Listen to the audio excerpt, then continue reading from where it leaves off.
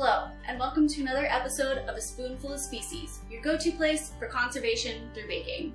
My name is Caitlin, and I'm an interpretive naturalist and baking enthusiast with years of experience educating the public about animals, both aquatic and terrestrial. Each week, we will bake an animal-themed dessert and discuss the conservation that is being done for that animal. This week, we are making rattlesnake bread. Rattlesnakes are a group of venomous snakes that have a rattle on their tail that they use to alert something or someone of their presence when they are alarmed. A rattlesnake's rattle at the tip of its tail is made out of keratin, the same thing that your fingernails are made out of. And these keratin pieces overlap, and when they click together, when the snake shakes its tail, which is how they got their name, a rattlesnake. Rattlesnakes are extremely important in the population control of rodents, like rats and mice, in the habitats in which they live. They're also an incredibly important food source for animals like eagles, hawks, and even owls, so they are an incredibly important animal overall. They are an important part of their food web, of their ecosystem. So protecting them is also important. To make your snake bread, you will need 1 1/2 packages of active dry yeast, about 3 1/2 teaspoons, 1 tablespoon plus 1/2 cup of sugar, 1/2 cup of vegetable oil plus more for greasing the bowl, 5 large eggs, 1 tablespoon of salt, 8 to 8 1/2 cups of all-purpose flour, and poppy seeds for decorating. To make your snake bread, dissolve yeast and 1 tablespoon of sugar in 1 3/4 cup of water heated to about 110 degrees Fahrenheit.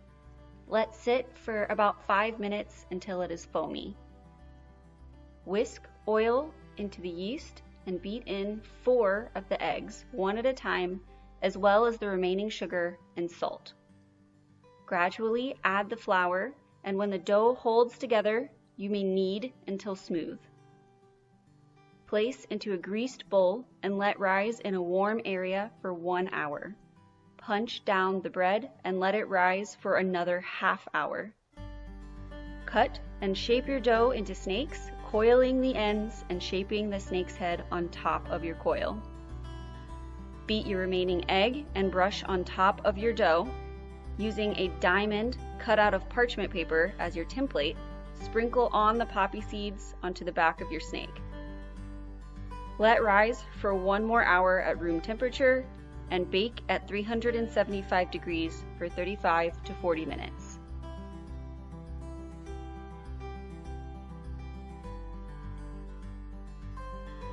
While rattlesnakes do envenomate people every year, I would like to point out that rattlesnakes are not attacking people.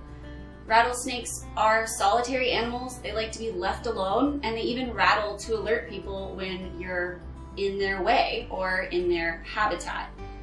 Why do rattlesnakes bite people? Well, usually it's because people are harassing them, putting their hands or feet in places where they can't see, or because you have come too close to maybe their nest or their territory and they are just defending themselves.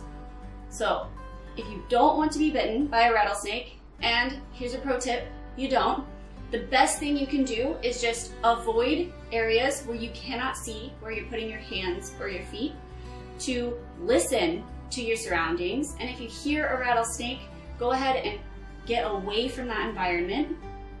And you can wear long pants and boots when you go hiking to help avoid being bitten by a rattlesnake in the first place.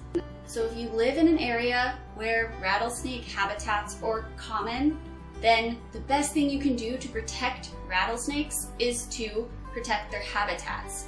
So I encourage you to go find your local state or national park and find ways you can get involved in habitat restoration, donations, or even just taking in the beauty, because if you visit and you pay to get in, then usually that money goes back to the park to preserve the animals like rattlesnakes that we all love.